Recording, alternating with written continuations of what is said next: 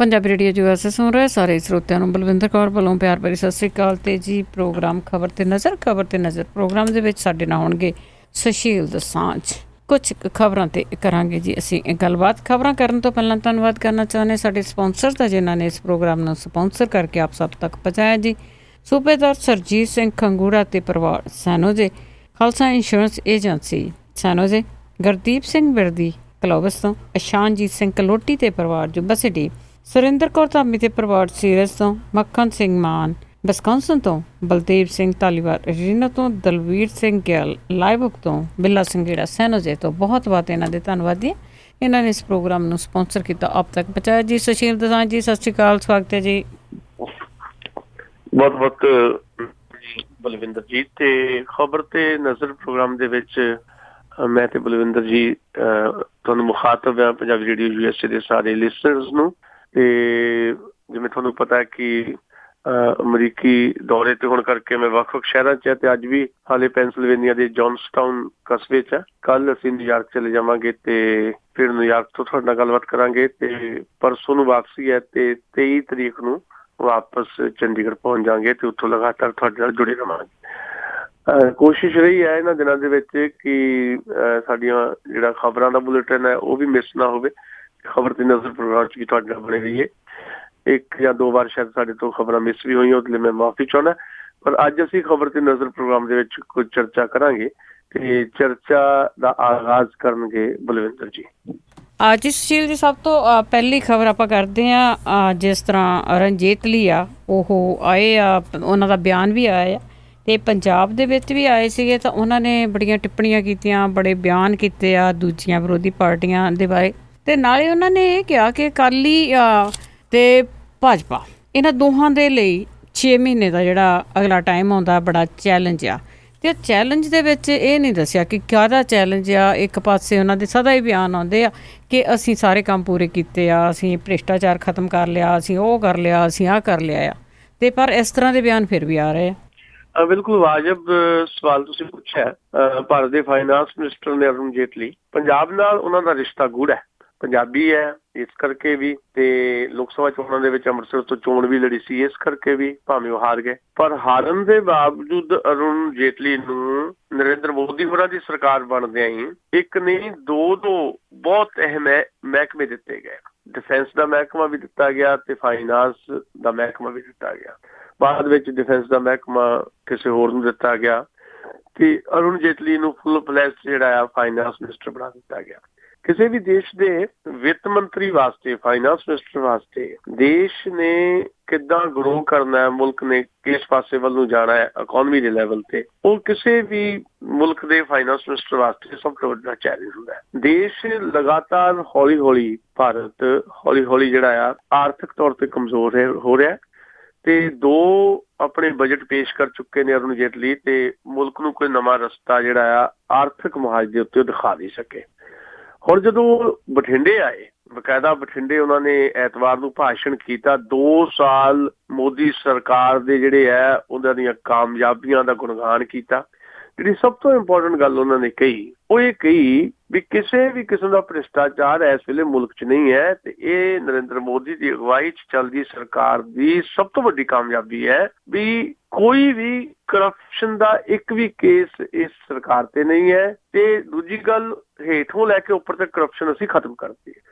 ਹੁਣ ਇਹ ਗੱਲ ਜੇ ਕੋਈ ਬਿਲਕੁਲ ਬੇਲਾਗ ਬੰਦਾ ਆ ਜਿਹਨੂੰ ਭਾਰਤ ਦੇ ਵਿੱਚ ਹੁੰਦੇ ਕੱਪੜਿਆਂ ਬਾਰੇ ਜਾਣਕਾਰੀ ਨਹੀਂ ਹੈ ਜਾਂ ਜਿਹੜਾ ਖਬਰਾਂ ਦੇ ਉੱਤੇ ਮਾੜੀ ਮੋਟੀ ਨਜ਼ਰ ਨਹੀਂ ਰੱਖਦਾ ਜਾਂ ਜਿਹਦਾ ਕੋਈ ਲੈਣਾ ਦੇਣਾ ਨਹੀਂ ਹੈ ਸੁਸਾਇਟੀ 'ਚ ਕੀ ਕੁਝ ਵਾਪਰ ਰਿਹਾ ਹੈ, ਸਰਕਾਰਾਂ 'ਚ ਕੀ ਕੁਝ ਵਾਪਰ ਰਿਹਾ, ਉਹ ਤਾਂ ਇਹ ਗੱਲ ਚੁੱਪ ਚਪੀਤੇ ਕਹਿ ਲਓ ਵੀ ਹਜ਼ਮ ਕਰ ਸਕਦਾ ਹੈ ਕਿਉਂਕਿ ਉਹਨੂੰ ਕੋਈ ਲੈਣਾ ਦੇਣਾ ਹੀ ਨਹੀਂ ਕਿਸੇ ਚੀਜ਼ ਦਾ। ਜਿਹੜਾ ਬੰਦਾ ਰੋਜ਼ਮर्रा ਦੀ ਜ਼ਿੰਦਗੀ ਦੇ ਵਿੱਚ 2-4 ਹੁੰਦਾ ਹੈ, ਅਦਾਲਤਾਂ ਦੇ ਵਿੱਚ, ਪੁਲਿਸ ਥਾਣਿਆਂ ਦੇ ਵਿੱਚ, ਸਰਕਾਰੀ ਮਹਿਕਮਿਆਂ ਦੇ ਵਿੱਚ, ਤੇ ਉਹਨੂੰ ਆਪਣੇ ਕੰਮਾਂ ਕਾਰਾਂ ਲਈ ਇੱਕ ਨਹੀਂ ਦੋ ਨਹੀਂ ਕਈ ਦਿਨ ਨਹੀਂ ਕਈ ਮਹੀਨੇ ਖੱਜਲ ਖੁਆਰ ਹੋਣਾ ਪੈਂਦਾ ਹੈ ਤੇ ਫਿਰ ਅਲਟੀਮੇਟਲੀ ਉਹਦਾ ਕੰਮ ਜਿਹੜਾ ਰਿਸ਼ਵਤ ਦੇ ਕੇ ਹੀ ਹੁੰਦਾ ਹੈ।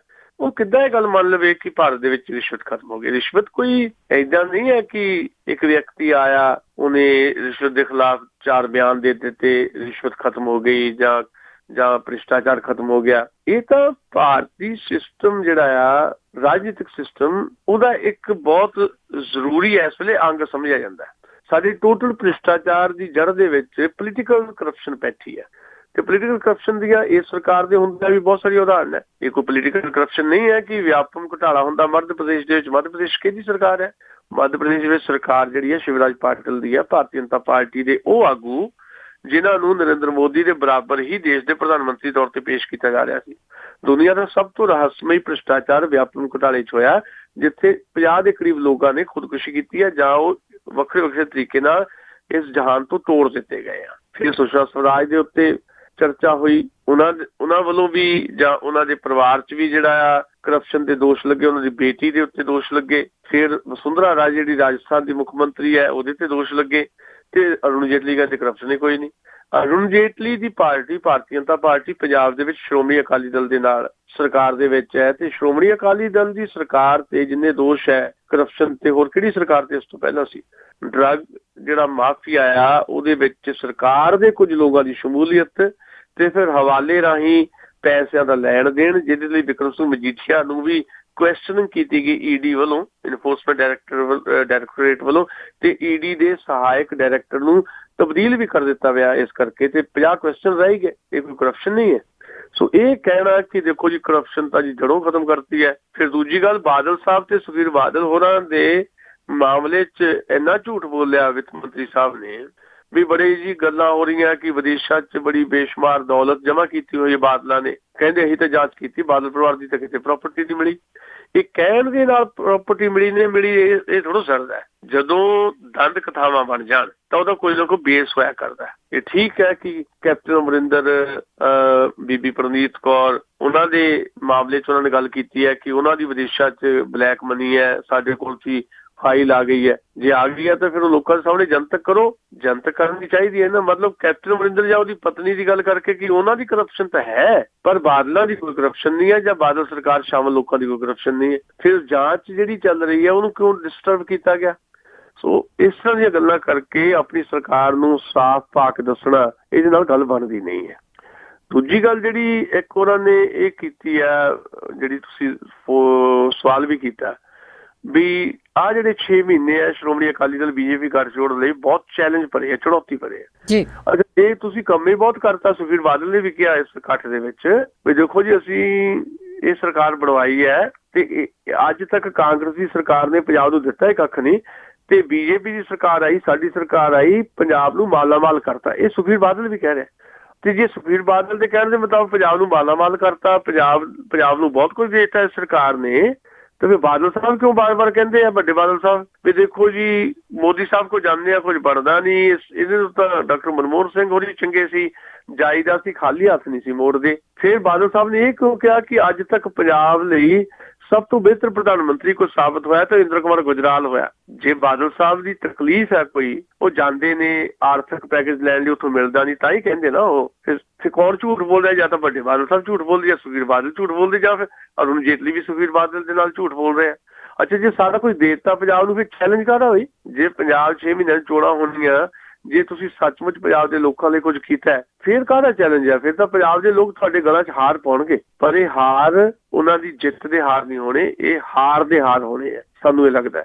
ਸੋ ਲੋਕਾਂ ਨੂੰ ਗੁੰਮਰਾਹ ਕਰਨਾ, ਗਲਤ ਜਾਣਕਾਰੀਆਂ ਦੇ ਕੇ ਇਹ ਇਸ ਸਰਕਾਰ 'ਚ ਬੈਠੇ ਲੋਕਾਂ ਦਾ ਇਸ ਵੇਲੇ ਸਭ ਤੋਂ ਪਹਿਲਾ ਕਰਮ ਹੋ ਚੁੱਕਾ ਹੈ, ਚਾਹੇ ਉਹ ਬੀਜੇਪੀ ਦੇ ਮੰਤਰੀ ਹੋਣ, ਚਾਹੇ ਸ਼੍ਰੋਮਣੀ ਅਕਾਲੀ ਦਲ ਦੇ ਮੰਤਰੀ ਸੰਤਰੀ ਹੋਣ।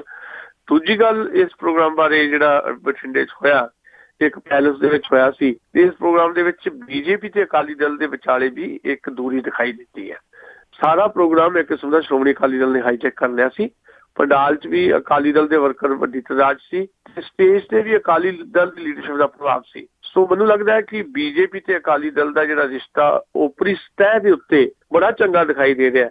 ਅੰਦਰ ਖਾਤੇ ਹਾਲੇ ਵੀ ਉਹਨਾਂ ਦੀ ਦਿੱਕਤ ਬਣੀ ਹੋਈ ਹੈ। ਜੀ ਬਿਲਕੁਲ ਜੀ, ਇਹਨਾਂ ਦਾ ਰਿਸ਼ਤਾ ਕੁਰਸੀ ਤੱਕ ਹੈ, ਉਸ ਤੋਂ ਬਾਅਦ ਨਹੀਂ ਹੈਗਾ। ਤੇ ਅੱਗੇ ਆਪਾਂ ਗੱਲ ਕਰਦੇ ਹਾਂ ਜੀ ਯੋਗ ਦਿਵਸ ਦੀ, ਜਿਹਦੀ ਕਾਫੀ ਰੌਲੀ ਪੈਂਦੀ ਆ ਕਿ ਯੋਗ ਦਿਵਸ ਮਨਾਇਆ ਜਾਊਗਾ, ਸ਼ਾਇਦ 1-2 ਦਿਨਾਂ ਦੇ ਨਾਲ ਹੀ ਸਾਰਾ ਕੁਝ ਠੀਕ ਹੋ ਜਾਏਗਾ। ਪ੍ਰਧਾਨ ਮੰਤਰੀ ਨੇ ਚੰਡੀਗੜ੍ਹ ਆਉਣਾ ਜੀ, ਮੋਦੀ ਨੇ, ਤੇ ਉੱਥੇ ਬਹੁਤ ਸਾਰੇ ਜਿਹੜੇ ਲੋਕ ਆ ਉਹਨਾਂ ਨੂੰ ਰਿਹਰਸਲ ਵੀ ਕਰਾਈ ਗਈ ਆ ਹਜ਼ਾਰਾਂ ਦੇ ਵਿੱਚ। ਤੇ ਆਲੇ ਦੁਆਲੇ ਦੇ ਸਕੂਲਾਂ ਤੋਂ ਬੱਚੇ ਵੀ ਚੱਕ ਕੇ ਲੈ ਗਏ ਆ ਤੇ ਉਹ ਬੱਚੇ ਬੜੇ ਖੱਜਲ ਖੁਆਰ ਹੋ ਰਹੇ ਆ ਉੱਥੇ।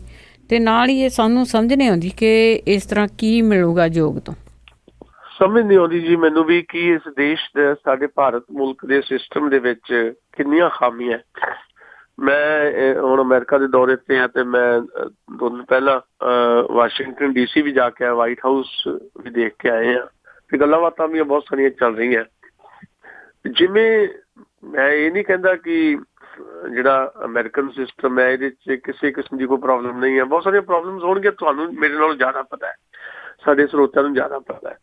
ਪਰ ਉਹਦੇ ਬਾਵਜੂਦ ਇੱਕ ਸਿਫਤੀ ਤਬਦੀਲੀ ਮੈਂ ਦੇਖ ਰਿਹਾ ਵੀ ਇੱਥੇ ਉਸ ਕਿਸਮ ਦਾ ਨਹੀਂ ਹੈ। ਮਤਲਬ ਹੁਣ ਮੈਂ ਹੁਣੇ ਥੋੜ੍ਹੀ ਦੇਰ ਪਹਿਲਾਂ ਇੱਥੇ ਇੱਕ ਆਰਮੀ ਏਰੀਆ ਆ, ਉੱਧਰੋਂ ਹੋ ਕੇ ਆਇਆ ਜਿੱਥੇ ਬਹੁਤ ਸਾਰੀ ਟੈਸਟਿੰਗ ਜਿਹੜੀ ਕੀਤੀ ਜਾਂਦੀ ਹੈ, ਖਾਸ ਤੌਰ ਦੇ ਉੱਤੇ ਜਿਹੜੀ ਆਰਮੀ ਦੀ ਮਸ਼ਕਾਂ ਹੁੰਦੀਆਂ ਜਾਂ ਰਿਹਰਸਲ ਹੁੰਦੀਆਂ, ਉਹ ਬਹੁਤ ਸਾਰੀ ਜਿਹੜੀਆਂ ਆਪਣੇ ਹਥਿਆਰਾਂ ਨੂੰ ਟੈਸਟ ਕਰਦੇ ਆ। ਤੇ ਉੱਥੇ ਕਿਸੇ ਕਿਸਮ ਦਾ ਮੈਨੂੰ ਕੋਈ ਨਾਕਾ ਨਹੀਂ ਦਿਖਾਈ ਦਿੱਤਾ, ਕੋਈ ਆਰਮੀ ਜਿਹੜੀ ਆ ਉਹ ਦਗੜ ਕਰਦੀ ਦਿਖਾਈ ਨਹੀਂ ਦਿੱਤੀ। ਬੜਾ ਕੁਆਇਟ ਜਿਹਾ ਸ਼ਾਂਤ ਜਿਹਾ ਏਰੀਆ। ਵਾਸ਼ਿੰਗਟਨ DC ਦੇ ਵਿੱਚ ਵੀ ਵਾਈਟ ਹਾਊਸ ਦੇ ਆਲੇ ਦੁਆਲੇ ਜਿਹੜਾ ਠੀਕ ਹੈ, ਉੱਥੇ ਸਿਕਿਉਰਿਟੀ ਬੜੀ ਦਿਖਾਈ ਦੇ ਰਹੀ ਸੀ, ਏਦਾਂ ਨਹੀਂ ਸੀ ਦਿਖਾਈ ਦੇ ਰਹੀ ਜਿੱਦਾਂ ਹਿੰਦੁਸਤਾਨ 'ਚ ਦਿਖਾਈ ਦੇ ਰਹੀ ਹੈ। ਚੁੱਪ ਚੁਪੀਤੀ ਸਿਕਿਉਰਿਟੀ ਸੀ, ਕੁਝ ਸਾਦੀ ਵਰਦੀ 'ਚ ਸੀਗੇ ਤੇ ਪਰ ਕਿਸੇ ਨੂੰ ਕੋਈ ਡਿਸਟਰਬ ਨਹੀਂ ਕਰ ਰਿਹਾ, ਕੋਈ ਕਿਸੇ ਨੂੰ ਰੋਕ ਨਹੀਂ ਰਿਹਾ ਆਉਣ ਜਾਣ ਤੋਂ, ਬੇਵਜ੍ਹਾ ਦਾ ਕੋਈ ਝਮੇਲਾ ਨਹੀਂ ਸੀ। ਸਾਡੀ ਇਹ ਪ੍ਰੋਬਲਮ ਹੈ ਬਹੁਤ ਵੱਡੀ। ਤੁਹਾਡੇ ਰਾਸ਼ਟਰਪਤੀ ਜਾਂ ਵਜ਼ਾਰਤ ਦੇ ਜਿਹੜੇ ਲੋਕ ਨੇ ਉਹ ਜਦੋਂ ਜਾਂਦੇ ਨੇ ਤੇ ਉਸ ਕਿਸਮ ਦਾ ਮਾਹੌਲ ਨਹੀਂ ਇੱਥੇ ਜਿਸ ਕਿਸਮ ਦਾ ਭਾਰਤ ਦੇ ਵਿੱਚ। ਭਾਰਤ ਦੇ ਵਿੱਚ ਤਾਂ ਟੁੱਚਾ ਜਿਹਾ ਕੋਈ ਮੰਤਰੀ ਤੋਂ ਵੀ ਥੱਲੇ ਮੈਂ ਕਹਿ ਰਿਹਾ ਜਿਹੜਾ ਲੋਕਲ ਲੈਵਲ ਦਾ ਕੋਈ ਟੁੱਚਾ ਜਿਹਾ ਲੀਡਰ ਹੁੰਦਾ ਨਾ, ਜਿਹੜਾ ਜਿਹਨੂੰ ਕੋਈ ਨਹੀਂ ਪੁੱਛਦਾ, ਉਹਦੇ ਬਾਵਜੂਦ ਆਪ ਹੀ ਲੀਡਰ ਬਣਿਆ ਹੁੰਦਾ, ਉਹ ਵੀ ਆਪਣੇ ਨਾਲ 2-4 ਗਨਮੈਨ ਜੇ ਲਾ ਕੇ ਹੂਟਰ ਪਿਆਉਂਦਾ ਲੱਗਦਾ। ਤੇ ਹੁਣ ਪ੍ਰਧਾਨ ਮੰਤਰੀ ਨਰਿੰਦਰ ਮੋਦੀ ਦੀ ਕਹਿੰਦੇ ਲੋਕਪ੍ਰਿਯਤਾ ਬਹੁਤ ਹੈ, ਇਹੀ ਕਹਿੰਦੇ ਆ ਨਾ ਵੀ ਪ੍ਰਧਾਨ ਮੰਤਰੀ ਨਰਿੰਦਰ ਮੋਦੀ ਜਿਹੜੇ ਆ ਸਾਡੇ ਭਾਰਤ ਦੇ, ਉਹਨਾਂ ਦੀ ਤਾਂ ਬਹੁਤ ਜ਼ਿਆਦਾ ਲੋਕਪ੍ਰਿਯਤਾ ਹੈ। ਜੇ ਉਹਨਾਂ ਦੀ ਇੰਨੀ ਲੋਕਪ੍ਰਿਯਤਾ ਆ ਤਾਂ ਫਿਰ ਕੀ ਫਿਕਰ ਪੈ ਗਿਆ ਵੀ ਜੇ ਪ੍ਰਧਾਨ ਮੰਤਰੀ ਨੇ ਚੰਡੀਗੜ੍ਹ ਆਉਣਾ ਯੋਗਾ ਡੇ ਤੇ ਪਹਿਲਾਂ ਰਿਹਰਸਲ ਕਰਾਈ ਜਾਏ, ਚੁਣ ਕੇ ਬੰਦੇ, ਕੋਈ ਉੱਧਰੋਂ ਗੁਰਦਾਸਪੁਰ ਤੋਂ ਲਿਆਓ ਟੀਚਰ ਜੀ, ਕੋਈ ਕਿਤੋਂ ਫੜ ਕੇ ਲਿਆਓ, 30,000 ਬੰਦਿਆਂ ਨੂੰ ਪਹਿਲਾਂ ਤਾਂ ਯੋਗਾ ਦੀ ਰਿਹਰਸਲ ਕਰਾਈ ਹੈ, ਉਹਨਾਂ ਨੂੰ ਡੱਕ ਕੇ ਰੱਖਿਆ ਉੱਥੇ ਚੰਡੀਗੜ੍ਹ 'ਚ ਵੀ ਉਹ 30,000 ਬੰਦਾ ਉੱਥੇ ਚਾਹੀਦਾ ਲੋਕਾਂ ਨੂੰ ਦਿਖਾਉਣ ਲਈ ਵੀ ਦੇਖੋ ਜੀ ਪ੍ਰਧਾਨ ਮੰਤਰੀ ਆਏ ਯੋਗਾ ਡੇ ਦੇ ਉੱਤੇ, ਬੱਲੇ ਬੱਲੇ ਹੋ ਗਈ। 30,000 ਬੰਦਿਆਂ ਨੇ ਜੀ ਉੱਥੇ ਯੋਗਾ ਕੀਤਾ, ਉਹਨਾਂ ਦੀ ਰਿਹਰਸਲਾਂ ਕਰਵਾਈਆਂ ਜਾ ਰਹੀਆਂ। ਪੰਜਾਬ ਤੇ ਹਰਿਆਣੇ ਦੇ ਰਾਜਪਾਲ ਕਪਤਾਨ ਸਿੰਘ ਸੋਲੰਕੀ ਸਟੇਜ ਤੋਂ ਉਹਨਾਂ ਦੀ ਰਿਹਰਸਲਾਂ ਕਰਵਾ ਰਹੇ। ਫਿਰ ਸਕੂਲ ਜਿਹੜੇ ਆ ਮੋਹਾਲੀ ਏਰੀਏ ਦੇ, ਉਹਨਾਂ ਸਕੂਲਾਂ ਦੇ ਵਿੱਚੋਂ ਬੱਚੇ ਲਿਆ ਕੇ ਕੁਝ ਸਕੂਲਾਂ ਦੇ ਵਿੱਚ ਜਿਹੜੇ ਆ ਡੱਕ ਦਿੱਤੇ ਗਏ ਆ, 2,000 ਬੱਚੇ 6ਵੀਂ ਤੋਂ ਲੈ ਕੇ 12ਵੀਂ ਤੱਕ ਦੇ ਬੱਚੇ ਘਰਾਂ ਤੋਂ ਲਿਆ ਕੇ ਉਹਨਾਂ ਨੂੰ ਸਕੂਲਾਂ 'ਚ ਡੱਕਤਾ। ਉੱਥੇ ਰਹਿਣਾ 3 ਦਿਨ, ਕਹਿੰਦੇ 3 ਦਿਨ ਉੱਥੇ ਰਹਿਣਾ। ਉੱਥੇ ਮੱਛਰ ਆ, ਉੱਥੇ ਰਹਿਣ ਦੀ ਕੋਈ ਚੱਜ ਦੀ ਵਿਵਸਥਾ ਨਹੀਂ, ਕਿਸੇ ਕਿਸਮ ਦਾ ਕੋਈ ਕੂਲਰ ਨਹੀਂ, ਬਹੁਤ ਸਖਤ ਗਰਮੀ ਦੇ ਦਿਨ ਚੱਲ ਰਹੇ ਆ ਤੇ ਅਧਿਆਪਕ ਵੀ ਤੇ ਬੱਚੇ ਵੀ ਉੱਥੇ ਡੱਕੇ ਹੋਏ ਆ। ਜੇ ਪ੍ਰਧਾਨ ਮੰਤਰੀ ਦੀ ਆਮਦ ਤੇ ਇਹ ਕੁਝ ਕਰਨਾ ਹੈ ਤੇ ਫਿਰ ਉਹ ਪ੍ਰਧਾਨ ਮੰਤਰੀ ਦੀ ਕਾਹਦੀ ਲੋਕਪ੍ਰਿਯਤਾ ਹੈ ਸਾਡੇ ਦੇਸ਼ ਦੇ ਵਿੱਚ। ਇਹ ਕੁਝ ਹੋਣਾ, ਪਿਛਲੀ ਵਾਰੀ ਵੀ ਜਦੋਂ ਚੰਡੀਗੜ੍ਹ ਆਏ 3 ਦਿਨ ਸਕੂਲ ਹੀ ਬੰਦ ਕਰਤੇ ਜੀ। ਉਦੋਂ ਬਾਅਦ ਚੰਡੀਗੜ੍ਹ ਦੇ ਪ੍ਰਸ਼ਾਸਕ ਨੇ ਮਾਫੀ ਮੰਗੀ ਲੋਕਾਂ ਤੋਂ ਵੀ ਨਹੀਂ ਗਾਂਹ ਤੋਂ ਨਹੀਂ ਏਦਾਂ ਹੁੰਦੇ, ਹੁਣ ਫੇਰ ਉਹੀ ਕੁਝ ਹੋ ਰਿਹਾ। ਸੋ ਯੋਗਾ ਡੇ ਦੇ ਉੱਤੇ ਯੋਗਾ ਕਰਨ ਆ ਰਹੇ ਨੇ ਪ੍ਰਧਾਨ ਮੰਤਰੀ ਤੇ ਪੁੱਠੇ ਸਿੱਧੇ ਕਰ ਦਿੱਤੇ ਨੇ ਪੰਜਾਬ ਤੇ ਚੰਡੀਗੜ੍ਹ ਦੇ ਲੋਕ ਜੀ। ਤੇ ਇਹ ਸਾਰਾ ਕੁਝ ਜਿਹੜਾ ਦੱਸਦਾ ਹੈ ਕਿ ਕਿੰਨਾ ਜ਼ਿਆਦਾ ਸਿਸਟਮ ਸਾਡਾ ਜਿਹੜਾ ਨਕਾਰਾ ਹੋ ਚੁੱਕਾ ਹੈ। ਤੇ ਇੱਕ ਪ੍ਰਧਾਨ ਮੰਤਰੀ ਜਿਹਨਾਂ ਨੂੰ ਲੋਕਾਂ ਦੇ ਸੇਵਕ ਹੋਣਾ ਚਾਹੀਦਾ ਹੈ, ਉਹ ਲੋਕਾਂ ਦੇ ਹਾਕਮ ਬਣ ਕੇ ਵਿਚਰਦੇ ਹੈ ਤੇ ਉਹਨਾਂ ਦੀ ਕਹਿ ਲਓ ਵੀ ਪਰਜਾ ਦੇ ਤੌਰ ਦੇ ਉੱਤੇ ਲੋਕਾਂ ਨੂੰ ਤੇ ਵਿਦਿਆਰਥੀਆਂ ਨੂੰ ਵੀ ਇਸ ਲੈਵਲ ਤੇ ਤੰਗ ਕੀਤਾ ਜਾਂਦਾ ਹੈ। ਸੋ ਇੰਟਰਨੈਸ਼ਨਲ ਯੋਗਾ ਡੇ ਆ ਤੇ ਮੰਗਲਵਾਰ ਨੂੰ ਯੋਗਾ ਕਰਨਾ ਜੀ ਕੈਪੀਟਲ ਕੰਪਲੈਕਸ ਦੇ ਵਿੱਚ। 30,000 ਲੋਕਾਂ ਨੇ ਅੱਜ ਵੀ ਰਿਹਰਸਲ ਕੀਤੀ ਆ, ਕੱਲ੍ਹ ਵੀ ਉਹ ਰਿਹਰਸਲ ਕਰਨਗੇ। ਸੋ ਇਸ ਤਰ੍ਹਾਂ ਲੋਕਾਂ ਨੂੰ ਪਰੇਸ਼ਾਨ ਕਰਕੇ, ਲੋਕਾਂ ਨੂੰ ਤੰਗ ਕਰਕੇ ਕਿਹੜਾ ਯੋਗ ਕਰਵਾਇਆ ਜਾ ਰਿਹਾ ਜਾਂ ਕਿਹੜਾ ਯੋਗਾ ਕਰਵਾਇਆ ਜਾ ਰਿਹਾ, ਇਸ ਦਾ ਕੋਈ ਜਵਾਬ ਨਹੀਂ ਹੈ। ਜਦੋਂ ਦਲਜੀਤ ਸਿੰਘ ਚੀਮਾ ਨੂੰ ਪੁੱਛਿਆ ਵੀ ਬੱਚੇ ਨੂੰ, ਜਿਹੜੇ ਸਾਡੇ ਸਿੱਖਿਆ ਮੰਤਰੀ ਹੈ, ਵੀ ਬੱਚਿਆਂ ਨੂੰ ਕਿਉਂ ਡੱਕਿਆ ਸਕੂਲਾਂ 'ਚ, ਕਹਿੰਦੇ ਮੈਨੂੰ ਤਾਂ ਪਤਾ ਨਹੀਂ, ਮੈਂ ਪਤਾ ਕਰਦਾ, ਜੇ ਏਦਾਂ ਹੈ ਤਾਂ ਮੈਂ ਫਿਰ ਕਹਿੰਦਾ ਵੀ ਇਹ ਗੱਲ ਗਲਤ ਹੈ। ਮਤਲਬ ਸਕੂਲ ਐਜੂਕੇਸ਼ਨ ਬੋਰਡ ਵੱਲੋਂ ਜਾਂ ਸਰਕਾਰੀ ਮਹਿਕਮੇ ਵੱਲੋਂ ਕੋਈ ਆਰਡਰ ਹੋਣਗੇ ਨਾ, ਤੇ ਚੀਮਾ ਜੀ ਕਹਿ ਰਹੇ ਦਲਜੀਤ ਸਿੰਘ ਚੀਮਾ ਇਸ ਬਾਰੇ ਜਾਣਕਾਰੀ ਕੋਈ ਨਹੀਂ ਜੀ, ਏਦਾਂ ਕਿੱਦਾਂ ਹੋ ਸਕਦਾ।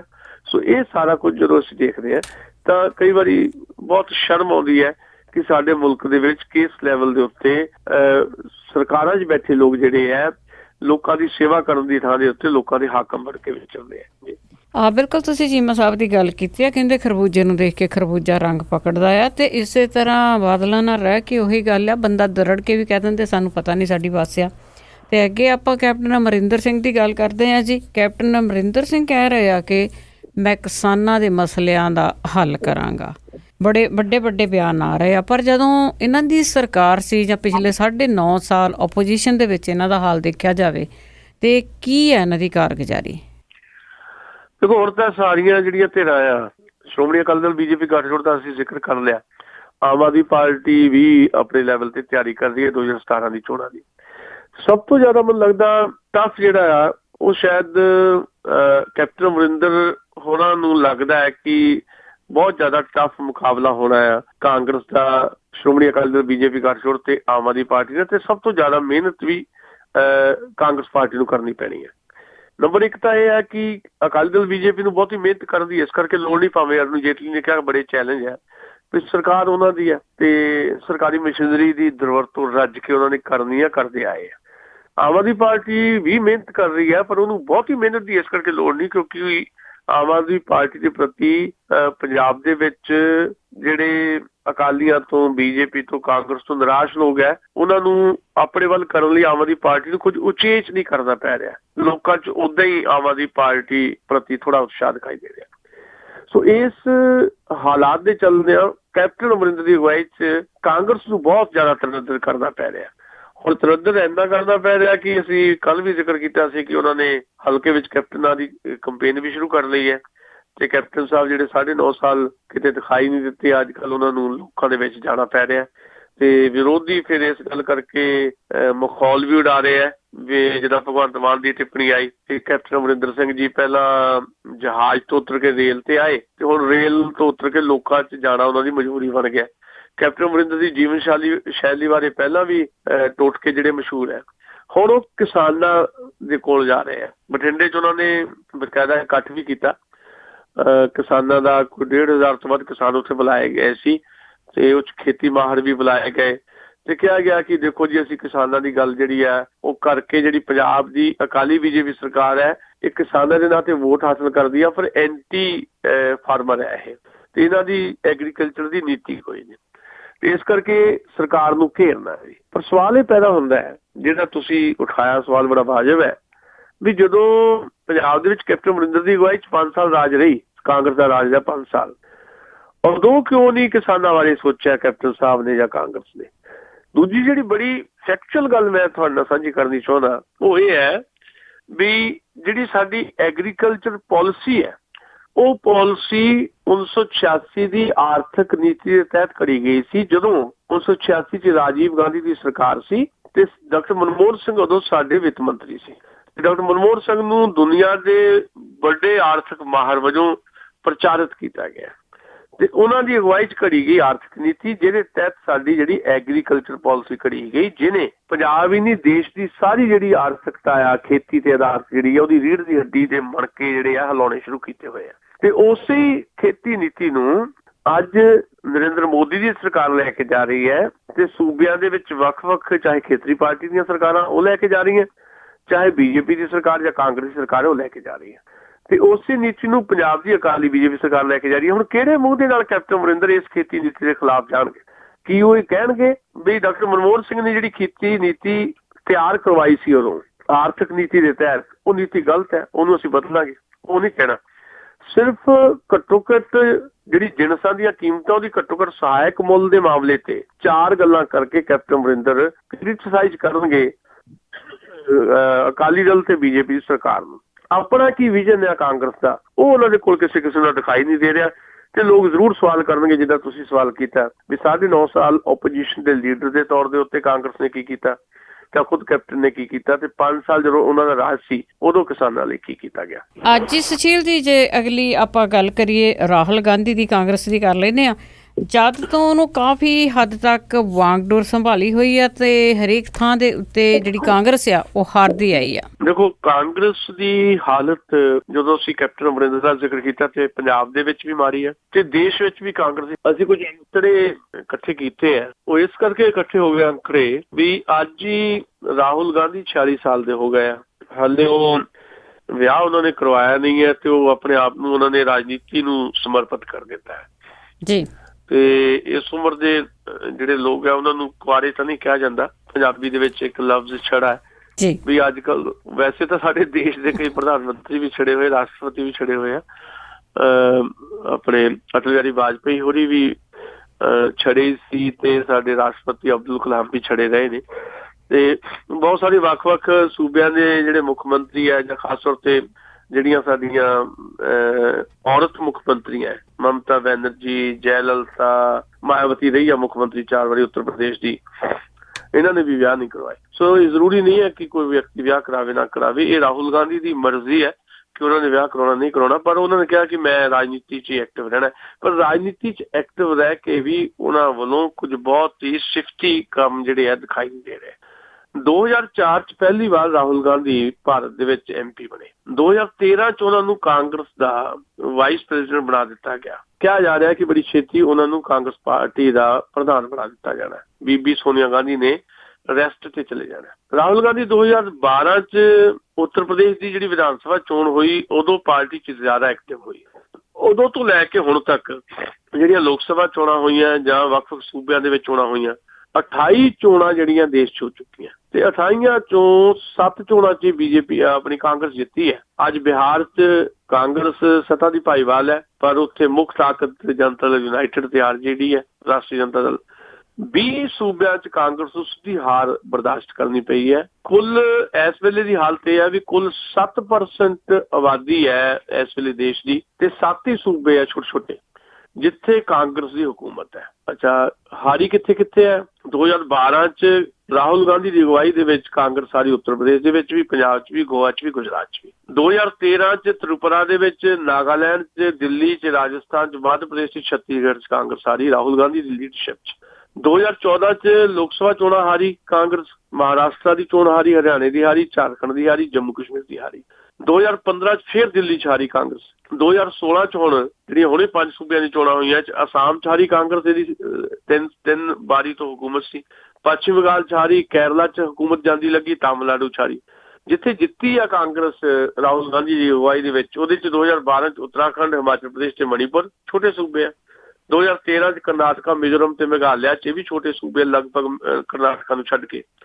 2014 ਚ ਸਾਰੀਆਂ ਚੋਣਾਂ ਹਾਰ ਗਈ ਕਾਂਗਰਸ। 2015 ਚ ਬਿਹਾਰ ਚ ਕਾਂਗਰਸ ਗੱਠਜੋੜ ਚ ਜਿੱਤੀ ਹੈ ਤੇ 2016 ਚ ਹੀ ਪਾਂਡੇਚੇਰੀ ਚ ਜਿੱਤੀ ਹੈ। ਇਹ ਇੱਕ ਕਿਸਮ ਦੀ ਉਪਲਬਧੀ ਹੈ ਰਾਹੁਲ ਗਾਂਧੀ ਦੀ। ਹੁਣ ਉਹਨੂੰ ਲੱਗਦਾ ਕਿ ਯੂਪੀ ਦੇ ਵਿੱਚ ਅਸੀਂ ਕੁਝ ਚੰਗਾ ਕਰਾਂਗੇ, ਪਰ ਯੂਪੀ ਤੋਂ ਵੀ ਚੰਗੀਆਂ ਖਬਰਾਂ ਨਹੀਂ ਆ ਰਹੀਆਂ। ਪੰਜਾਬ 'ਚ ਉਹਨਾਂ ਨੂੰ ਉਮੀਦ ਹੈ ਪੰਜਾਬ ਦੇ ਵਿੱਚ ਚੰਗੀ ਖਬਰ ਨਹੀਂ, ਕਿਉਂਕਿ ਆਮ ਆਦਮੀ ਪਾਰਟੀ ਉੱਥੇ ਬਹੁਤ ਵੱਡੇ ਪੱਧਰ ਦੇ ਉੱਤੇ ਕਾਂਗਰਸ ਨੂੰ ਸਾਈਡਲਾਈਨ ਕਰਕੇ ਮੁੱਖ ਮੁਕਾਬਲੇ 'ਚ ਆ ਰਹੀ ਹੈ ਸ਼੍ਰੋਮਣੀ ਅਕਾਲੀ ਦਲ ਤੇ BJP ਦੇ। ਤੇ ਕਾਂਗਰਸ ਹਾਲ ਫਿਲਹਾਲ ਭਾਵੇਂ ਬਰਾਬਰ ਦੀ ਤਾਕਤ ਹੈ, ਮੈਂ ਅਕਸਰ ਇਹ ਕਹਿੰਦਾ ਤਿੰਨੇ ਧਿਰਾਂ ਕੋਲ ਬਰਾਬਰ ਦੀ ਤਾਕਤ ਹੈ 1.5% ਦੇ ਵੋਟ ਸ਼ੇਅਰ ਦੇ ਫਰਕ ਦੇ ਨਾਲ, ਪਰ ਫਿਰ ਵੀ ਇਸ ਵੇਲੇ ਤੀਜੇ ਨੰਬਰ ਤੇ ਪਛੜ ਦੀ ਕਾਂਗਰਸ ਦਿਖਾਈ ਦੇ ਰਹੀ ਹੈ। ਸੋ ਰਾਹੁਲ ਗਾਂਧੀ ਦੀ ਲੀਡਰਸ਼ਿਪ ਦੇ ਵਿੱਚ ਕਾਂਗਰਸ ਕੋਈ ਕ੍ਰਿਸ਼ਮਾ ਨਹੀਂ ਕਰ ਸਕੀ। ਕਿੱਦਾਂ ਕ੍ਰਿਸ਼ਮਾ ਕਰੇਗੀ ਕਾਂਗਰਸ ਆਉਣ ਵਾਲੀਆਂ ਚੋਣਾਂ ਦੇ ਵਿੱਚ, ਇਹ ਸ਼ਾਇਦ ਕਾਂਗਰਸ ਦੀ ਲੀਡਰਸ਼ਿਪ ਲਈ ਸੋਚਣ ਦਾ ਵੇਲਾ ਹੈ। ਅਜੀ ਤੇ ਅੱਗੇ ਜਾਂਦੇ ਜਾਂਦੇ ਆਪਾਂ ਗੱਲ ਕਰ ਲੈਨੇ ਆਮ ਆਦਮੀ ਪਾਰਟੀ ਦੀ, ਜਿਸ ਦੇ ਵਿੱਚ ਵੀ ਆਪਾਂ ਧਾਪੀ ਪਈ ਹੋਈ ਹੈ ਤੇ ਇਹਨਾਂ ਦੀ ਲਿਸਟ ਲੇਟ ਹੋ ਗਈ। ਦੇਖੋ, ਆਮ ਆਦਮੀ ਪਾਰਟੀ ਬਾਰੇ ਅਸੀਂ ਚਰਚਾ ਅਕਸਰ ਕਰਦੇ ਹਾਂ। ਸਾਡੇ ਕੁਝ ਦੋਸਤ ਬਹੁਤ ਜ਼ਿਆਦਾ ਉਤਸ਼ਾਹ 'ਚ ਵੀ ਆ ਜਾਂਦੇ ਆ ਤੇ ਉਹ ਫਿਰ ਕਈ ਵਾਰੀ ਇਹ ਕਹਿੰਦੇ ਆ ਕਿ ਆਮ ਆਦਮੀ ਪਾਰਟੀ ਨੇ ਤਾਂ ਪੰਜਾਬ ਦੇ ਵਿੱਚ ਦਿੱਲੀ ਵਾਂਗ ਚਮਤਕਾਰ ਕਰ ਦੇਣਾ। ਮੈਂ ਥੋੜਾ ਫਰਕ ਨਾਲ ਸੋਚਦਾ, ਏਦਾਂ ਨਹੀਂ ਸੋਚਦਾ। ਆਮ ਆਦਮੀ ਪਾਰਟੀ ਨੇ ਪੋਸਟਰਬਾਜ਼ੀ ਵੀ ਕੀਤੀ ਵੀ ਅਸੀਂ 100 ਸੀਟਾਂ ਜਿੱਤਣੀਆਂ, ਪਰ ਮੇਰੀ ਆਪਣੀ ਧਾਰਨਾ ਹੈ ਕਿ ਜਿੱਦਾਂ ਮੈਂ ਹੁਣੇ ਕਾਂਗਰਸ ਦੇ ਹਵਾਲੇ ਨਾਲ ਵੀ ਗੱਲ ਕੀਤੀ ਹੈ ਕਿ ਥੋੜੇ ਬਹੁਤ ਫਰਕ ਦੇ ਨਾਲ ਜਿੱਤ ਹਾਰ ਦਾ ਫਰਕ ਰਹੇਗਾ 2017 ਦੀਆਂ ਚੋਣਾਂ ਦੇ ਵਿੱਚ। ਤੇ ਮੈਨੂੰ ਇਹ ਵੀ ਲੱਗਦਾ ਕਿ ਸ਼ਾਇਦ ਹੰਗ ਅਸੈਂਬਲੀ ਦਾ ਵੀ ਸਾਹਮਣਾ ਪੰਜਾਬ ਨੂੰ ਕਰਨਾ ਪਵੇ, ਪਰ ਆਮ ਆਦਮੀ ਪਾਰਟੀ ਹੋ ਸਕਦਾ ਹੈ ਕਿ ਇਹਨਾਂ ਦੋਨਾਂ ਦੇ ਮੁਕਾਬਲੇ ਇੱਕ ਵੱਡੀ ਧਿਰ ਬਣ ਕੇ ਉੱਭਰੇ ਪੰਜਾਬ ਦੇ ਵਿੱਚ। ਪਰ ਸੰਕਟ ਬੜਾ ਆਮ ਆਦਮੀ ਪਾਰਟੀ ਦਾ। ਮੈਂ ਇੱਕ ਲਫ਼ਜ਼ ਵਰਤਿਆ ਪਿਛਲੇ ਦਿਨਾਂ ਦੇ ਵਿੱਚ, ਜਾਂ ਇੱਕ ਵਾਕ ਵਰਤਿਆ ਜਦੋਂ ਅਸੀਂ ਪੰਜਾਬੀ ਰੇਡੀਓ USA ਦੇ ਮੁੱਖ ਦਫ਼ਤਰ ਦੇ ਵਿੱਚ ਵੀ ਰਾਜ ਕਰਨਵੀਰ ਹੋਰਾਂ ਨਾਲ ਮੁਲਾਕਾਤ ਕਰ ਰਹੇ ਸੀ, ਤੇ ਉਦੋਂ ਵੀ ਮੈਂ ਇਹ ਗੱਲ ਕਹੀ ਸੀ ਜਦੋਂ ਪੁੱਛਿਆ ਸੀ ਉਹਨਾਂ ਨੇ ਵੀ ਆਮ ਆਦਮੀ ਪਾਰਟੀ ਦਾ ਭਵਿੱਖ ਕੀ ਹੈ, ਤੇ ਮੈਂ ਇਹ ਕਿਹਾ ਸੀ ਕਿ ਆਮ ਆਦਮੀ ਪਾਰਟੀ ਦਾ ਭਵਿੱਖ ਤਾਂ ਰੌਸ਼ਨ ਹੈ, ਪਰ ਆਮ ਆਦਮੀ ਦਾ ਪੰਜਾਬ 'ਚ ਭਵਿੱਖ ਜਿਹੜਾ ਆ ਉਹ ਰੌਸ਼ਨ ਨਹੀਂ, ਸਗੋਂ ਧੁੰਦਲਾ ਹੋ ਰਿਹਾ ਲਗਾਤਾਰ। ਮੈਂ ਇਸ ਆਪਣੀ ਧਾਰਨਾ ਤੇ ਹਾਲੇ ਵੀ ਕਾਇਮ ਹੈ। ਦੂਜੀ ਧਾਰਨਾ ਮੇਰੀ ਇਹ ਹੈ ਵੀ ਆਮ ਆਦਮੀ ਪਾਰਟੀ ਜਿਹੜੀ ਹੈ ਉਹਦੇ ਕਾਰਨ ਵੱਖਰੇ ਆ, ਉਹ ਫਿਰ ਵੀ ਕਿਤੇ ਆਪਾਂ ਵਿਚਾਰ ਲਾਂਗੇ ਵੀ ਆਮ ਆਦਮੀ ਪਾਰਟੀ ਦੀ ਸਭ ਤੋਂ ਵੱਡੀ ਜਿਹੜੀ ਤਾਕਤ ਹੈ ਉਹ ਆਪ ਮੁਹਾਰੀ ਲੋਕ ਹਮਾਇਤ ਹੈ, ਤੇ ਇਹ ਅੱਜ ਉਹਦੀ ਸਭ ਤੋਂ ਵੱਡੀ ਤਾਕਤ ਹੈ। ਤੇ ਚੋਣਾਂ ਵੇਲੇ ਜਦੋਂ ਟਿਕਟਾਂ ਦੀ ਵੰਡ ਹੋਣੀ ਹੈ ਤੇ ਇਹੀ ਉਹਦੀ ਸਭ ਤੋਂ ਵੱਡੀ ਕਮਜ਼ੋਰੀ ਬਣਨੀ। ਕਈ ਵਾਰੀ ਇੱਕ ਚੀਜ਼ ਨਾ ਤੁਹਾਡੀ ਸਭ ਤੋਂ ਵੱਡੀ ਤਾਕਤ ਹੁੰਦੀ ਹੈ, ਉਹੀ ਕਈ ਵਾਰੀ ਕਿਸੇ ਖਾਸ ਮਰਹਲੇ ਤੇ ਤੁਹਾਡੀ ਕਮਜ਼ੋਰੀ ਹੋ ਜਾਂਦੀ ਹੈ। ਇਹੀ ਆਮ ਆਦਮੀ ਪਾਰਟੀ ਨਾਲ ਹੋ ਰਿਹਾ। ਇਸੇ ਕਰਕੇ ਆਮ ਆਦਮੀ ਪਾਰਟੀ 'ਚ ਆਫਾ-ਤਾਪੀ ਹੈ। ਬਹੁਤੇ ਲੋਕ ਜਿਹੜੇ ਵੱਖ-ਵੱਖ ਖੇਤਰਾਂ ਚੋਂ ਬੜੇ ਜਾਣੇ ਪਛਾਣੇ ਲੋਕ, ਪ੍ਰਸਿੱਧ ਲੋਕ ਵੱਖ-ਵੱਖ ਖੇਤਰਾਂ ਚੋਂ ਆਮ ਆਦਮੀ ਪਾਰਟੀ ਨਾਲ ਜੁੜ ਰਹੇ, ਉਹ ਇਸ ਉਮੀਦ ਨਾਲ ਜੁੜ ਰਹੇ ਆ ਵੀ ਉਹਨਾਂ ਨੂੰ ਟਿਕਟ ਮਿਲੇਗੀ ਤੇ ਉਹ ਵੀ ਵਿਧਾਇਕ ਬਣ ਜਾਣਗੇ। ਉਹ ਏਦਾਂ ਸੋਚਦੇ ਆ ਵੀ ਜੇ ਦਿੱਲੀ ਦੇ ਵਿੱਚ ਸਧਾਰਨ ਵਿਅਕਤੀ ਵੀ ਆਮ ਆਦਮੀ ਪਾਰਟੀ ਨਾਲ ਜੁੜ ਕੇ MLA ਬਣ ਗਿਆ, ਜਿਹਦੇ ਬਾਰੇ ਕੋਈ ਇਹ ਵੀ ਨਹੀਂ ਸੀ ਸੋਚਦਾ ਵੀ ਇਹ ਮੁਹੱਲੇ ਦਾ ਵੀ ਕੋਈ MC ਬਣ ਜਾਏ, ਉਹ MLA ਬਣ ਗਿਆ, ਫਿਰ ਉਹ ਮੰਤਰੀ ਵੀ ਬਣ ਗਿਆ। ਸ਼ਾਇਦ ਪੰਜਾਬ 'ਚ ਏਦਾਂ ਹੋਣਾ। ਇਹ ਸੋਚ ਕੇ ਲੋਕ ਜੁੜ ਰਹੇ ਨੇ ਤੇ ਇਹ ਸੋਚ ਕੇ ਜਦੋਂ ਕੋਈ ਬੰਦਾ ਜੁੜਦਾ, ਇੱਕ ਨਿੱਜੀ ਇੱਕ ਕਹਿ ਲਓ ਵੀ ਇੱਕ ਲਾਲਸਾ ਦੇ ਨਾਲ ਜਦੋਂ ਜੁੜਦਾ ਹੈ ਕਿ ਮੈਂ ਉਹ ਫਲਾਨੀ ਪਾਰਟੀ 'ਚ ਜਾ ਰਿਹਾ ਤੇ ਉੱਥੋਂ ਮੈਨੂੰ ਆਹ ਚਾਹੀਦਾ, ਜਦੋਂ ਉਹਨੂੰ ਫਿਰ ਨਹੀਂ ਮਿਲਦਾ ਤੇ ਫਿਰ ਦਿੱਕਤ ਪੈਦਾ ਹੁੰਦੀ ਹੈ। ਸੋ ਇਹ ਦਿੱਕਤ ਆਮ ਆਦਮੀ ਪਾਰਟੀ ਨੂੰ ਬਰਦਾਸ਼ਤ ਕਰਨੀ ਪੈਣੀ। ਇਸੇ ਕਰਕੇ ਉਹਨਾਂ ਦੀ ਉਮੀਦਵਾਰਾਂ ਦੀ ਸੂਚੀ ਪਛੜੀ ਹੈ। ਉਹ ਤਾਂ ਕਹਿੰਦੇ ਸੀ ਮਈ 'ਚ ਜਾਰੀ ਕਰ ਦਾਂਗੇ, ਫਿਰ ਕਹਿੰਦੇ ਜੂਨ 'ਚ।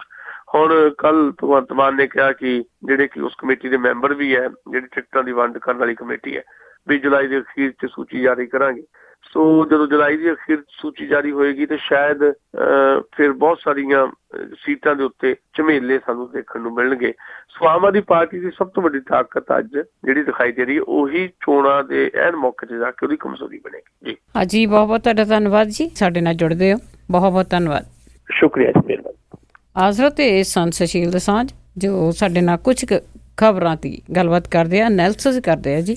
ਤੇ ਹੁਣ ਅਗਲੇ ਬੁਲੇਟਿਨ ਤੱਕ ਬਲਵਿੰਦਰ ਕੌਰ ਵੱਲੋਂ ਵੀ ਪਿਆਰ ਭਰੀ ਸਤਿ ਸ੍ਰੀ ਅਕਾਲ।